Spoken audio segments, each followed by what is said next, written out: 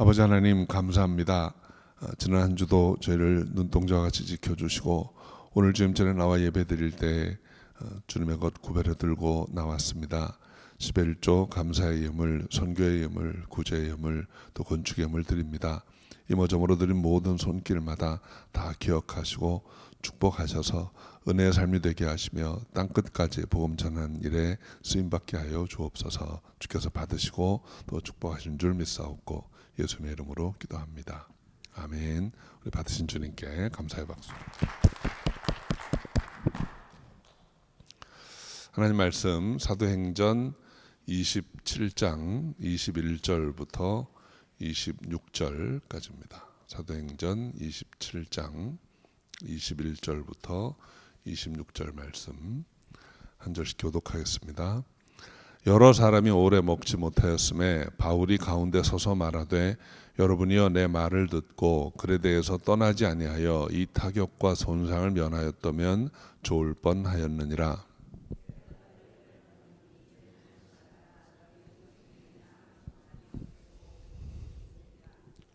나의 속한 바 곧 나의 섬기는 하나님의 사자가 어젯밤에 내 곁에 서서 말하되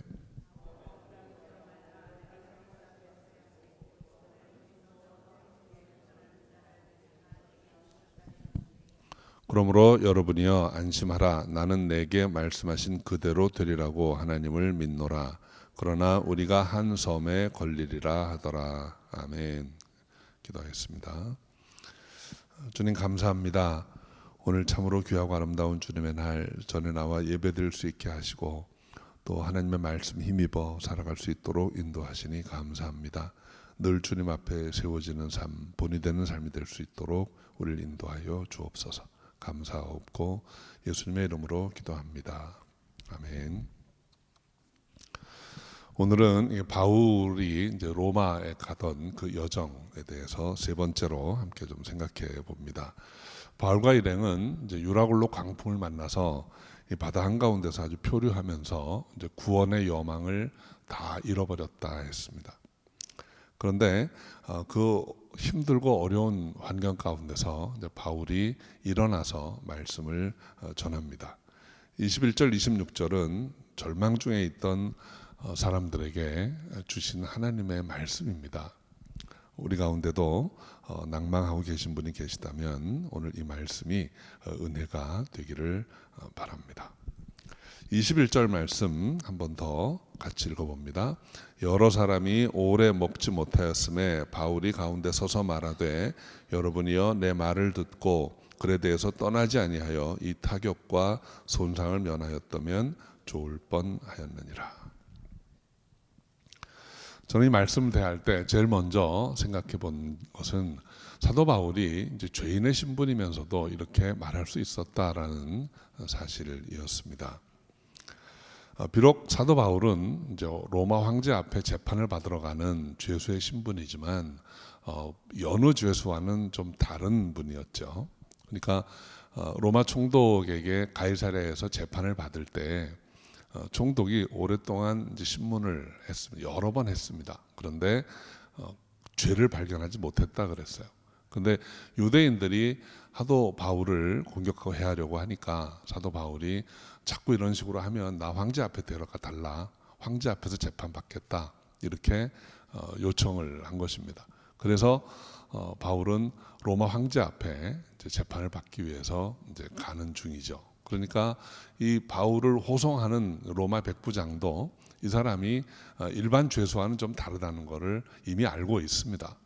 그리고 더군다나 또 배 승선할 때 어떤 사람이 와가지고 나 저 바울의 종인데 나 섬기겠습니다. 이렇게 하고 따라온 것까지 보면 이분이 꽤 높은 신분의 사람인데 오해를 사서 지금 로마로 가는 중이구나 하는 정도로 이해했겠죠. 그러니까 뭐 일반 죄수가 나 할 말 있습니다 하고 일어나서 말하는 거하고는 좀 다른 경우입니다. 그래서 바울은 벌써 몇 번에 걸쳐서 좀 배에서 자신의 입장을 이야기할 수 있는 그런 사람이었어요. 바울이 오늘 한 말의 첫 번째는 우리가 이렇게 당신들이 내 말 듣고 무리하게 이렇게 출항을 감행하지 않았더라면 이렇게 타격과 손상이 없었을 것이다 라는 말로부터 시작을 합니다. 실제로 이 앞에 10절에 보면 이번 행선이 하물과 배만 아니라 우리 생명에도 타격과 많은 손해가 있으리라 이렇게 경고를 이미 했었죠. 그런데 백부장이 이 바울의 말을 무시하고 선주와 선장의 말을 더 믿고 무리하게 출항을 했던 것입니다. 저는 이 말씀을 읽으면서 첫 번째 생각해 본 점은 우리가 실패했을 때 또는 아주 그 실패가 심해서 소망을 잃을 정도가 되었을 때 다시 회복을 하려면 첫 번째 단계가 무엇인가 하는 거였어요. 그것은 우리가 어디에서 넘어졌는가, 왜 잘못되었는가 하는 것을 생각해 봐야 한다는 것입니다. 지금 바울은 함께 배를 타고 있는 사람들에게 소망을 주려고 합니다. 그런데 처음에 한 말은 너희가 내 말을 들었더라면 이런 어려움을 겪지 않았을 것이다. 이제는 내 말을 들으라 하는 거죠. 우리가 지나온 과거를 생각해 보면 때로 후회될 때가 있습니다. 그렇게 하지 말걸, 그렇게 안 했어야 했는데 하는 생각이 들 때가 있어요. 그런데 우리가 그냥 단순하게 후회만 하고 있다면 그런 껄껄 하는 거는 도움이 안 됩니다. 그렇지만 우리가 무엇이 잘못되었는가, 어디서 잘못되어서 여기까지 오게 되었는가 하는 점을 생각하고 그거를 다시 반복하지 않을 수 있다면 실패는 우리에겐 축복이죠. 실패했기 때문에 이제는 틀렸어 하고 낭망하고 좌절하고 자리를 박차고 떠나버린다면 그 실패는 그냥 영원히 재앙으로 남을 뿐입니다. 그런데 내가 잘못한 거 이런 거였는데 결국 실패가 우리에게 주는 교훈은 두 가지 면에서 우리가 생각을 해봐야 됩니다. 하나는 내가 잘못한 것 때문에 만약에 내가 잘못한 것이 깨달아졌다면 그 잘못을 다시 반복하지 않으면 됩니다. 내가 실패한 이유가 어떤 상황적인 어려움이었다면 내가 잘못 대처했기 때문에 그렇게 된 거일 수 있습니다. 만약에 그런 상황의 어려움이었다면 이제는 그렇게 하면 안 되겠구나 하고 깨달을 수만 있다면 여러분 그 실패는 늘 우리에게 도움이 되는 거예요. 그래서 세상에도 그런 말이 있잖아요. 실패는 성공의 어머니다. 그 실패 때문에 내가 나 자신을 돌아볼 수 있게 되었고 실패 때문에 내가 이제는 어떻게 더 낫게 대응할 수 있겠는가 하는 걸 생각해 볼 수 있다면 그래서 실패는 오히려 축복이 될 수도 있는 것입니다. 그리고 또 그러한 실패들도 내가 오늘날 이 자리에 서 있기까지 나를 인도해온 계단과 같은 역할을 한 것입니다. 때로는 막 부인하고 싶을 때도 있겠죠. 그렇게 안 했어야 되는데 내가 정말 그 일은 내 기억에서 지워버리고 싶어. 그런 생각이 들 때가 없지 않을 거예요. 그런데 여러분 그 지나온 시간의 일부분을 기억에서 지워버리면 내 삶이 어떻게 됩니까? 무너져 내립니다. 우리가 좋든 좋지 않든 내 지나온 삶들은 전부 오늘날 나를 지탱해 주는 계단과 같은 거예요. 그러니까 그것도 감사하셔야 됩니다. 로마서 8장에 보면 하나님을 사랑하는 자 곧 그 뜻대로 부르심을 입은 자들에게는 모든 것이 합력하여 선을 이룬다 그랬습니다. 그 모든 것에는 내가 싫어했던 일, 내가 실패했던 일, 내가 별로 달갑지 않게 생각하는 일들도 포함되어 있는 것입니다. 그 모든 것이 합력하여서 선을 이루기 때문이죠. 그러나 분명한 것은 어디에서 잘못되었던가, 그 실패가 무엇 때문에 일어나는 일인가를 생각해 보라는 거예요. 그래서 신약성경 제일 마지막에 기록된 계시록에도 보면 그 교회들에게 주신 말씀 중에 이런 말이 나옵니다. 내가 어디에서 떨어졌는가를 생각하라는 거예요. 그걸 생각하지 못하는 사람은 어리석은 사람이에요. 또 다음에 지금은 그건 잊고 싶어, 기억하고 싶지 않은 실수야 이렇게 하고 돌아섰다가 또 비슷한 상황이 만나면 또 다시 걸려서 넘어지게 돼 있어요. 그러니까 돌아보시고 유의해서 들으셔야 합니다. 바울이 너희가 내 말을 들었더라면 하고 말을 했는데 이제는 그 말을 들을 수 있는 우리가 되었으면 하는 생각입니다. 22절에 이제 바울의 말씀이 나옵니다. 22절 함께 읽어보죠. 내가 너희를 권하노니 이제는 안심하라. 너희 중 생명에는 아무 손상이 없겠고 오직 배뿐이리라. 이제 너희가 내 말을 듣지 않아서 이런 고통과 어려움이 있었는데 이제는 내가 너희를 권하노니 잘 들으라 하는 거죠. 그리고 이제는 안심하라, 이렇게 위로의 말씀을 줍니다. 감사한 것이 바울이 이 시점에서 어떤 능력을 나타낸 것도 아니고 표적을 행한 것도 아닙니다. 그 파도 치는 바다 가운데서 파도를 명해서 잠잠하라 하는 표적을 행하였다면 어땠을까 하는 생각도 해봅니다. 그러나 오늘의 본문은 아주 지극히 상식적이고 자연스러운 장면이에요. 바울이 하나님께 들은 말씀을 근거로 해서 이제는 안심하라, 용기를 내라 하는 말입니다. 이 안심하라는 말의 그 원어의 의미를 보면 용기를 가지라, 다시 기쁨을 찾으라 하는 거예요.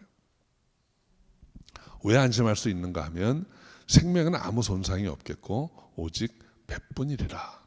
결론적으로 안 죽는다는 거예요. 지금 막 절망적인 상황에 왔어도 너희가 생명을 잃지 않을 것이니까 안심하라 하는 것입니다. 기쁨을 가지라는 거예요.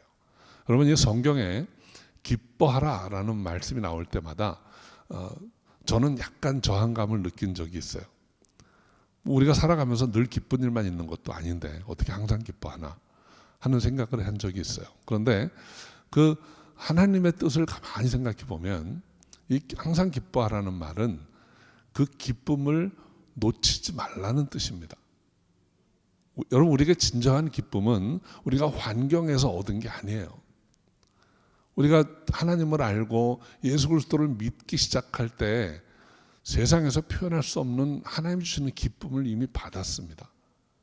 그런데 많은 환경 가운데 우리가 그거를 자꾸 잊어버릴 때가 있어요. 환경이 나를 힘들게 하면 기쁨이 사라져버리고 다시 또 예전에 믿지 않던 그 상황, 어려움으로 다시 돌아가고자 한다는 거죠. 사업이 잘 안 되고 직장에서 힘든 관계를 경험하게 되고 육신의 질병을 겪게 되고 그럴 때마다 자꾸 기쁨을 놓쳐버릴 것 같은 생각이 든다는 거예요. 성경은 계속 반복해서 말합니다. 항상 기뻐하라. 어떤 상황에서도 그 기쁨을 놓치지 말라는 것입니다. 어쩌면 지금 바울과 같이 있던 사람이 듣는 말씀도 똑같은 것입니다. 우리 하나님이 주시는 기쁨, 비록 배는 다 깨지고 부서져도 그건 놓치지 말라는 거예요. 그 말씀은 우리에게 주시는 말씀입니다. 여러분, 한 분 한 분이 예수님을 만나고 하나님의 은혜 안에 있을 때 세상이 줄 수 없는 기쁨을 이미 맛보았습니다. 그런데 시간이 지나면서 삶이 내 뜻대로 따라주지 않고 자꾸 어려운 일이 생기면 그 기쁨을 자꾸 잊어버리는 거예요. 그래서 하나님이 우리에게 말씀해 주시는 거예요. 항상 기뻐하라. 용기를 가지라. 안심하라. 두려워하지 말라는 것입니다. 세상의 그 어떤 변화도 우리를 하나님과의 관계에서 끊어낼 수 있는 게 없어요. 로마서 8장의 제일 뒷부분에 보면 환난이나 공고나 죽음이나 핍박이나 칼이라도 우리를 하나님의 사랑에서 끊을 자가 없다 그랬습니다. 안심하라 하는 말씀을 우리에게 주는 것입니다. 그리고 바울이 그렇게 말할 수 있던 근거가 23절부터 26절이에요. 바울이 하나님을 만나고 하나님께로부터 음성을 들었기 때문입니다. 23절, 26절 말씀 한번 제가 읽어드리겠습니다.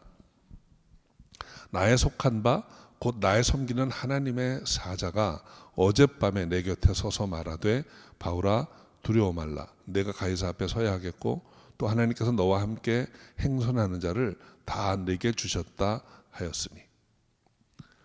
이것이 바울이 들은 말씀이에요. 하나님께 말씀을 들었기 때문에 담대하게 같이 있던 사람들에게 말할 수 있었던 것입니다. 저는 오늘 이 사도 바울이 하나님께로부터 들은 말씀, 그 말씀을 가지고 우리에게 주시는 교훈을 몇 가지 생각해 보려고 합니다. 첫 번째는 생명의 귀중함입니다. 우리 사랑성도 여러분, 우리가 가진 모든 것, 우리가 이룩한 모든 일들이 아무리 자랑스러워도 우리가 그거 가지고 가지 못합니다. 영원히 우리와 함께 있는 것도 아닙니다.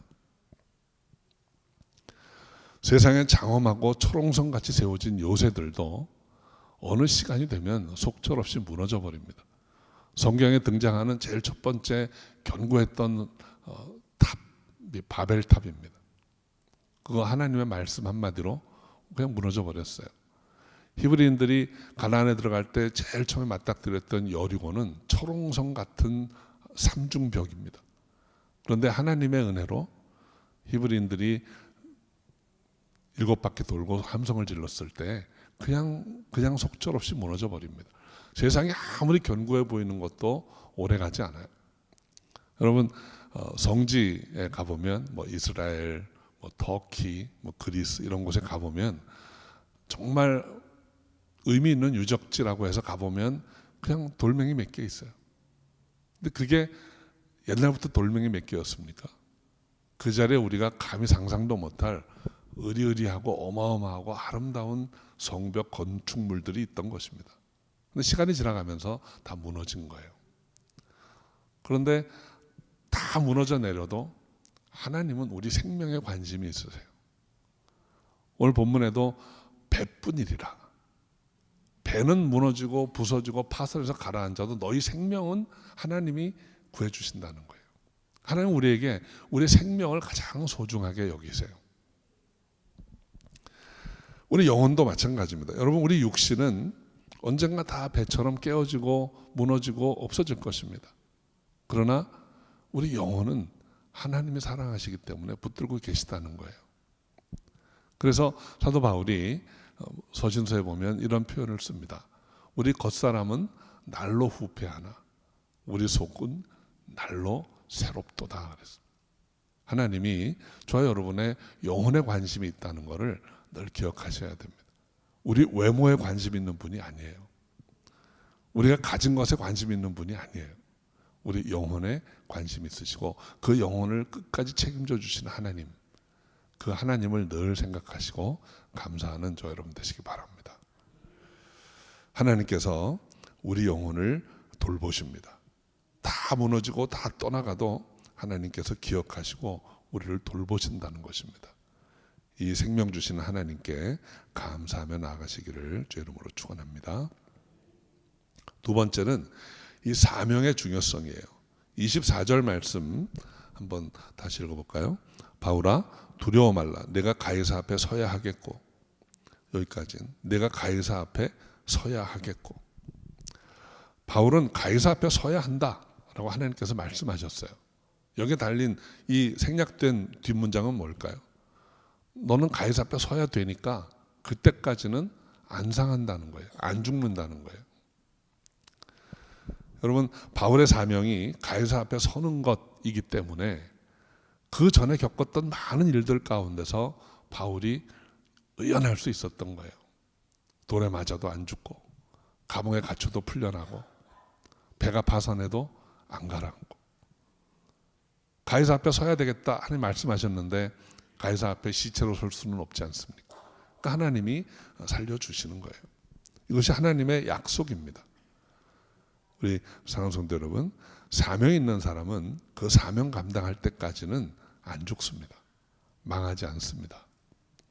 한번 옆에 계신 분한테 얘기 좀 해보세요. 망하지 않습니다. 안 망합니다.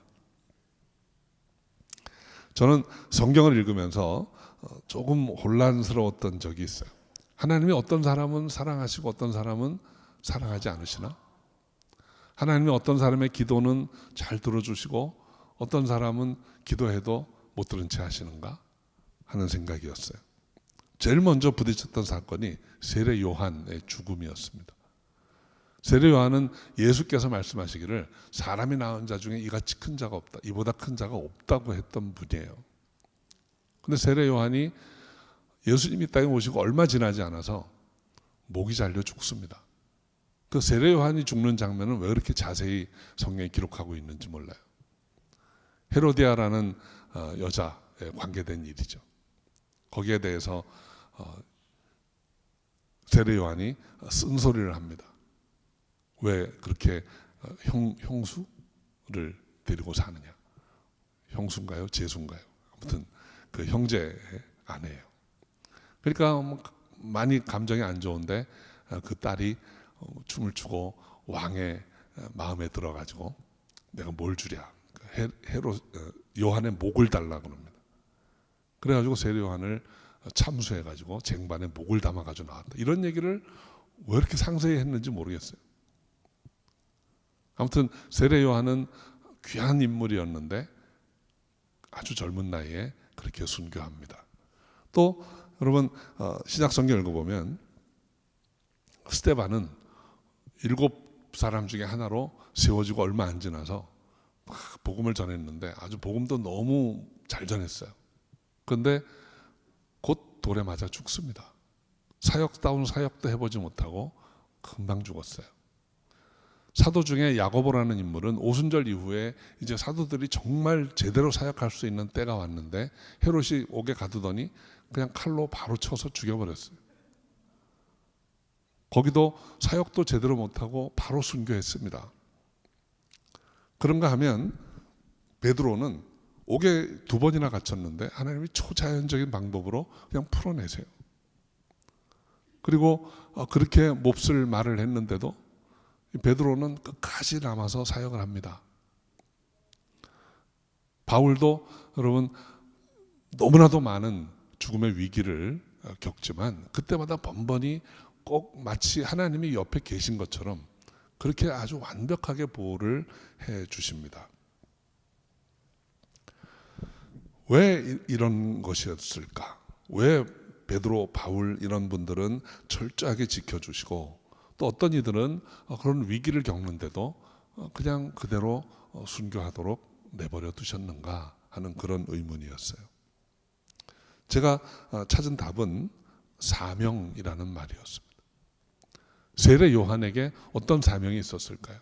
세례 요한은 마지막 선지자로서 예수 그리스도를 증거하는 것이 그 사명이었습니다. 세례 요한은 그 사명을 잘 감당했습니다. 예수님이 광야에 나타났을 때 보라 세상 죄를 지고 가는 하나님의 어린 양이다. 그리고 옥에 갇힌 후에는 정말 예수가 그리스도인지 제자들을 보내서 확인합니다. 오실 그이가 당신입니까? 아니면 내가 다른 사람을 기다려야 됩니까?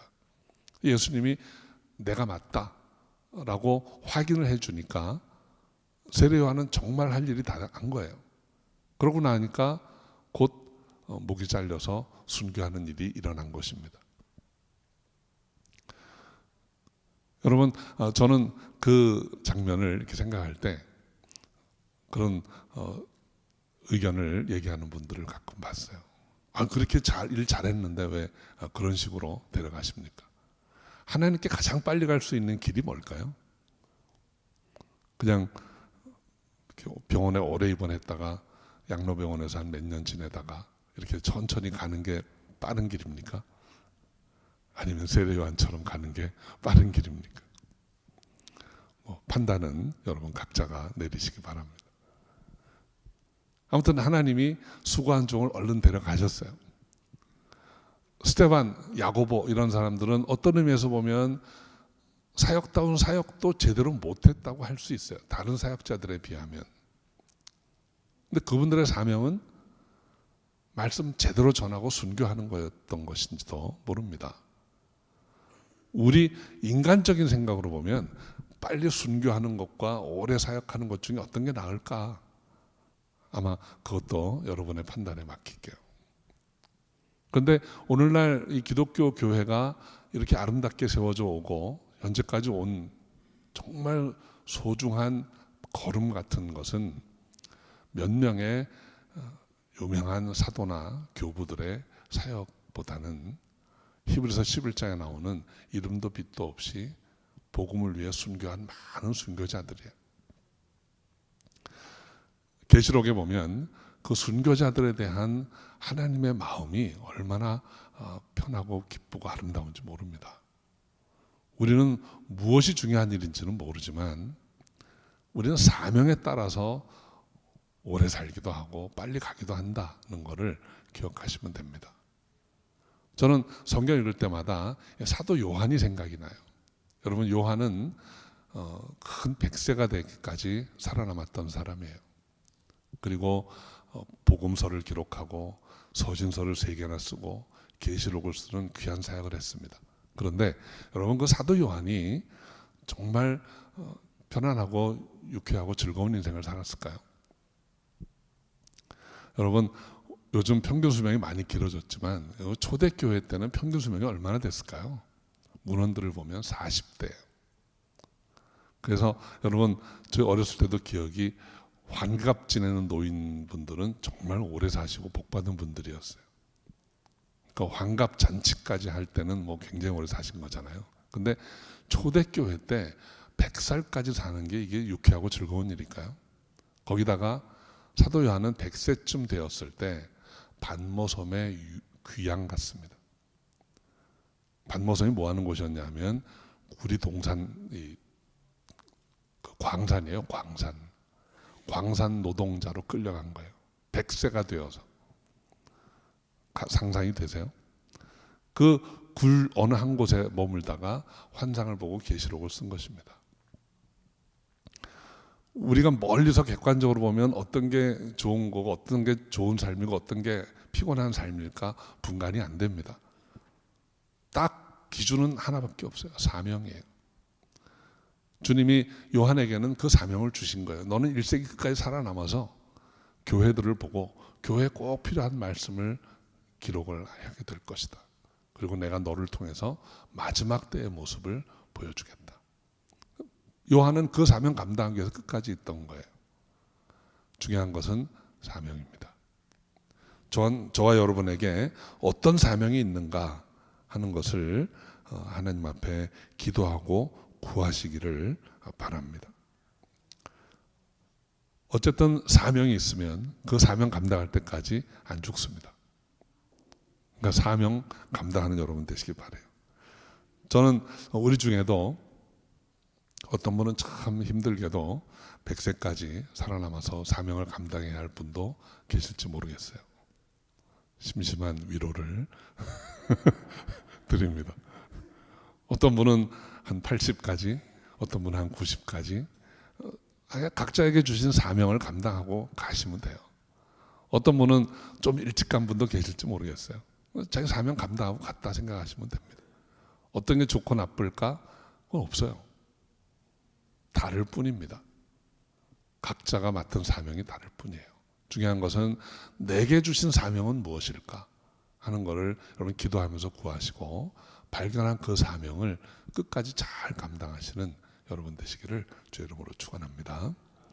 오늘 주시는 말씀의 세 번째 교훈은 사명자와 함께 있으면 안전하다는 거예요. 24절 뒷부분에 보면 하나님께서 너와 행선하는 자를 다 내게 주셨다라고 말씀했다는 것입니다. 바울과 함께 배에 탔던 사람들을 하나님이 다 바울 손에 붙이셨다는 거예요.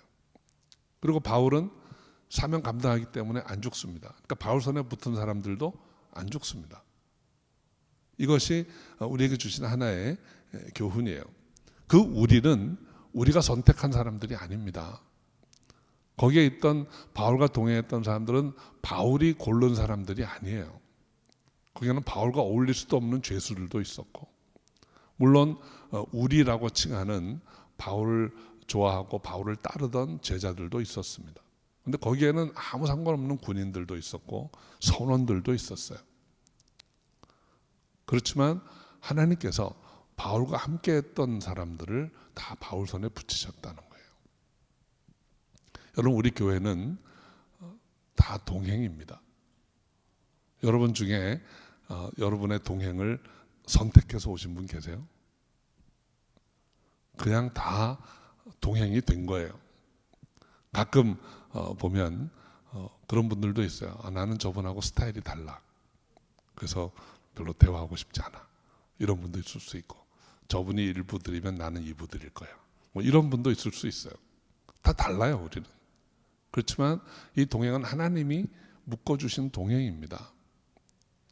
저는 이 동행이라는 말을 생각하면서 두 가지를 생각해 봤어요. 여러분은 어떤 동행들과 같이 하는가 하는 거예요. 여러분 동행들 중에 바울 같은 사명자가 있습니까? 그러면 그 사명자 때문에 나도 하나님 앞에 함께 복받고 가는 동행이 되는 거예요. 반대로 여러분이 바울 같은 사명자이십니까? 그럼 여러분은 이 동행들에게 아주 좋은 영향을 끼치면서 이끌어가는 리더가 되고 있는 것입니다. 어떤 사람이 되고 싶으십니까? 저는 여러분 한 분 한 분이 바울 같은 사명자 되시기를 바라요. 그래서 우리가 주 앞에 서는 날 내가 사명 감당하면서 이렇게 해왔습니다 라고 말할 수 있는 그런 하나님의 사람이 다 되시기를 바랍니다. 오늘 이 바울의 로마 여정 세 번째 함께 나누는 가운데 정말 바울과 일행이 유라굴로 광풍을 만나서 아주 절망적인 상황에 처했었습니다. 그때 하나님이 먼저 바울에게 말씀하시고 바울이 그 들은 말씀을 가지고 선원들을 위로하고 권면하는 내용을 살펴보았습니다. 그 바울이 전했던 말씀에 세 가지 중요한 뜻이 있어요. 첫째는 하나님께서 우리의 생명을 소중히 여기신다는 거죠. 우리는 하나님 손에 붙들리는 자라는 것을 꼭 기억하셔야 합니다. 두 번째로 사명이 있는 자는 사명 감당할 때까지 하나님이 붙들고 계시다는 거예요. 중요한 것은 내가 어떤 사명을 받았는가 하는 것입니다. 그리고 그 사명 감당하기 위해서 최선을 다하는 여러분 되시기 바라요. 세 번째는 여러분이 사명자라면 여러분은 곧 크리스찬 리더이고 여러분의 동행들에게 선한 영향을 끼치는 사람들이 되는 것입니다. 저는 저와 여러분이 그렇게 주 예수로부터 사명받아서 주 앞에 선 날까지 충성하고 아름답게 섬기는 여러분 되시기 바랍니다. 그렇게 여러분이 가시는 길에 여러분의 동행들이 다 복받고 쓰임받는 함께 가는 공동체가 될 수 있는 것이죠. 그렇게 살아서 주님 앞에 영광 돌릴 수 있는 저 여러분이 다 되시기를 주 이름으로 축원합니다. 기도하겠습니다. 아버지 하나님, 부족하고 연약한데 하나님께서 택하시고 생명 주시고 사명 맡겨주셔서 끝까지 사명 감당케 하심을 감사합니다. 주 앞에 서는 날까지 늘 믿음으로 나아가는 저희가 다 되게 하옵소서. 감사하옵고 예수님의 이름으로 기도합니다. 아멘.